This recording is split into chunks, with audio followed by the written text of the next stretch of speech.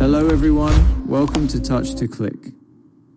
In this video, I will show you how to insert a hanging indent in Google Docs so you can properly format paragraphs such as references or bibliographies. Now let's get started. Step 1. Select your text. Highlight the paragraph or paragraphs that you want to format by clicking and dragging your cursor over the text.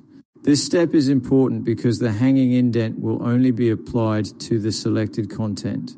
Step 2. Go to the menu. Look at the top menu bar in Google Docs and click on Format to open more formatting options. This menu contains several tools that help you control the layout and appearance of your document. Step 3. Choose the alignment and indent option. Hover your mouse over a line and indent in the drop-down list.